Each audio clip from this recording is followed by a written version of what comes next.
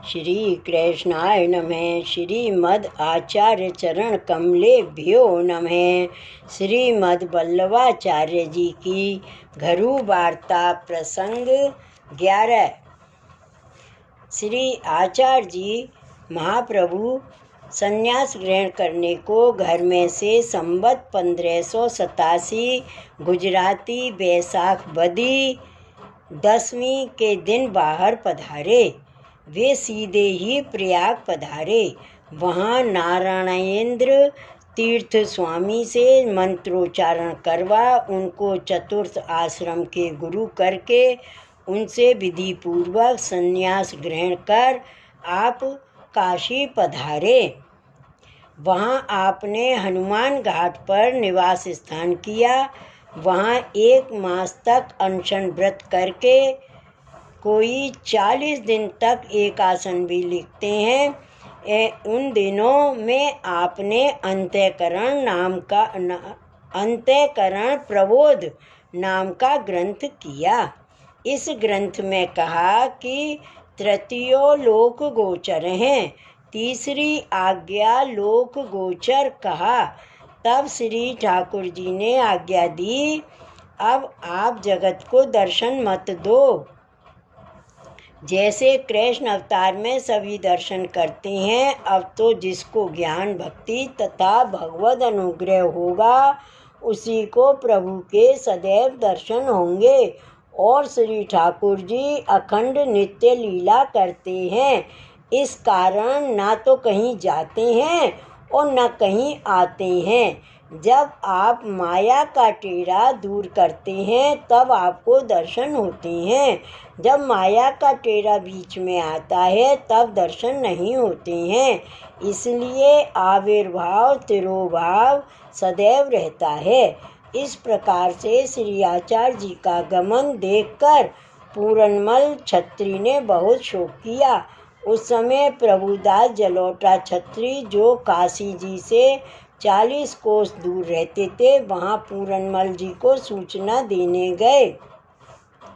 एक अच्युतदास माणिकपुर में रहते, उनकी वार्ता में लिखा है कि प्रथम श्री आचार्य जी महाप्रभु के संग काशी में जो वैष्णव था उनमें से उस एक वैष्णव को आज्ञा की थी कि जो तेरे को कभी संदेह हो तो तू माणिकपुर में जाकर अच्युतदास से मिलना। उसको अच्युतदास से बहुत स्नेह था। इस समय उसने जाना कि अच्युतदास के मिलने से मेरा क्लेश निवृत्त होगा। श्री महाप्रभु ने तो दुख के समुद्र में डाल दिया है। जैसे श्री ठाकुर जी मथुरा पधारे थे तब भक्तों को विरह ताप रूपी क्लेश समुद्र में डाला था, वैसे ही श्री आचार्य जी महाप्रभु ने अपने भगवदियों को ऐसा विरह का दान किया है। उस कारण यह जो विरह है वह मुख्य है, इसलिए विरह का नाम उत्तर दल है। इस कारण अधिक दुख इसी को कहते हैं। जो हृदय ते यह मदन मूर्ति छिन ना इत उत जात। जय हो प्रभु। हृदय ते यह मदन मूर्ति छिन न इत उत जात। इसी पद की पिछली तुक में सूरदास जी कहते हैं, सूर ऐसे दरस को यह मरत लोचन प्यास। नेत्रों की प्यास तो श्रीमुख देखने से ही मिटती है। इस विषय में कृष्णदास जी ने कहा है, गिरधर देखें ही सुख होय। गिरधर देखें ही सुख होय। इस पद में विरह का दुख गाया है। इसलिए उस वैष्णव ने विचार किया, अच्युतदास से मिलने पर ही यह हमारा दुख निवृत्त हो सकता है, क्योंकि वे बड़े ही भगवदीय कृपा पात्र हैं। उनके ऊपर श्री महाप्रभु जी का बड़ा स्नेह है। अपना स्वरूप उनको पधरा दिया है, इसलिए उनसे अवश्य मिलें। इस भांति से अपने मन में विचार कर यह वैष्णव अच्युतदास से मिले। अच्युतदास ने उस वैष्णव का अंतःकरण शुष्क देखा और मुख भी मुरझाया हुआ देखा। तब अच्युतदास ने उस वैष्णव से पूछा कि तुम्हारी ऐसी दशा क्यों है। तब उसने कहा कि श्री आचार्य जी महाप्रभु श्री ठाकुर जी के पास स्वधाम पधारे हैं। वह विरह दुख सहन नहीं हो रहा है, क्योंकि मेरे को तो आपने ऐसा ही दर्शन दिया है। तब अच्युतदास जी ने कहा कि श्री भागवत महात्म्य में कहा है कि जब श्री ठाकुर जी से अंत में मिलकर सब रानी द्वारका से ब्रज में आईं, तब आप वैकुंठ पधारे। इसलिए उनके मन में अत्यंत क्लेश हुआ। वहाँ ब्रज में श्री यमुना जी के तीर पर श्री कालिंदी जी का दर्शन हुआ। श्री कालिंदी जी श्री यमुना जी के तीर पर बैठी थीं।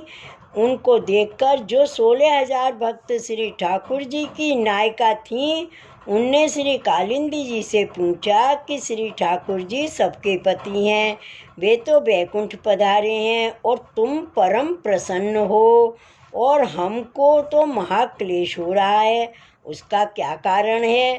तब श्री कालिंदी जी ने कहा कि ऐसा तो श्री ठाकुर जी कभी नहीं करेंगे, यह तो आसुर व्यामोह लीला है। आप तो सदा श्री यमुना जी की पुलिन पर विहार करते हैं, इसलिए आपका गुणगान करोगे तो वे तुमको साक्षात दर्शन देंगे।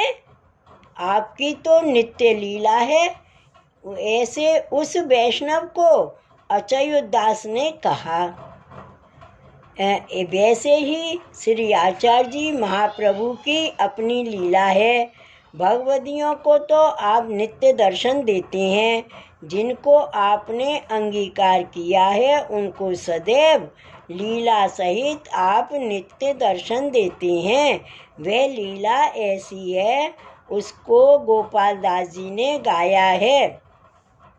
ज्याम हाम नृत्य रास बहु पेरे, मदनायक नृतत हेरे। ज्याम हाम रतन जटित तट सरित, ज्याम हाम नव पल्लव भूमि हरिता। ज्याम धातु रत्न गिरी राजे, वाजित्र विविध के पेरे। बाजे जहाँ युवती यूथ बहु मान हेरे, श्री जी सामल बरण सो हाय रे। एणी परे श्री गुसाई जी ने जानो रे, जानी हर निश ध्याई बरवाणो रे। जे जीव जात होए कोई रे, तेहन तत्क्षण सर्व सुख होई रे। सेवक जन दास तमारो रे, तेहना रूप वियोग निवारो रे। ऐसी लीला के दर्शन होते हैं, इसलिए ऐसा श्री आचार्य जी महाप्रभु का मार्ग है। जो कोई किसी भी जाति का शरण आवे, उसको श्री आचार्य जी के और श्री गोसाई जी के चरणारविंद की प्राप्ति होगी। और जो कृपा पात्र सेवक है, उनका तो क्या कहना। पीछे अच्युतदास जी ने अपने मंदिर के किवाड़ खोलकर पर्दा हटाकर उस वैष्णव को श्री आचार्य जी महाप्रभु के दर्शन करवाए। तब वह वैष्णव क्या देखता है कि आप तो श्री सुबोधनी जी का पाठ कर रहे हैं।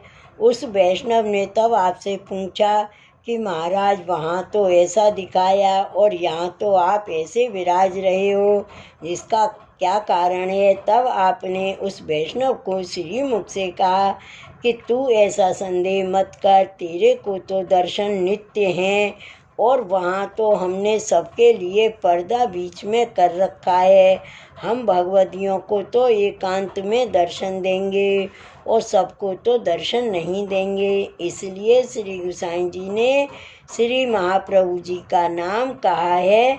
रह प्रिय हैं और ब्रज प्रिय हैं, इसलिए ऐसे भगवदियों को दर्शन सदैव हैं। और आपकी स्थिति सदैव गोवर्धन में है। श्री सर्वोत्तम जी में श्री गोसाई जी ने आपका नाम कहा है, गोवर्धन स्थित उत्साह। श्री आचार्य जी महाप्रभु की भगवदियों सहित अनेक वार्ता हैं। आपके यश का तो कुछ भी पार नहीं है। इसलिए वल्लभाख्यान में गोपाल दास जी ने गाया है कि निगम नेति नेति गाए, और जीव तो कहाँ तक वर्णन करेगा। छीत स्वामी ने भी गाया है, गोवल्लभ गोवर्धन बल्लभ, श्री वल्लभ गुण गिने न जाई। गोवल्लभ गोवर्धन बल्लभ, श्री वल्लभ गुण गिने न जाई। इसलिए श्री आचार्य जी के तथा श्री गोसाई जी के अनंत चरित्र हैं।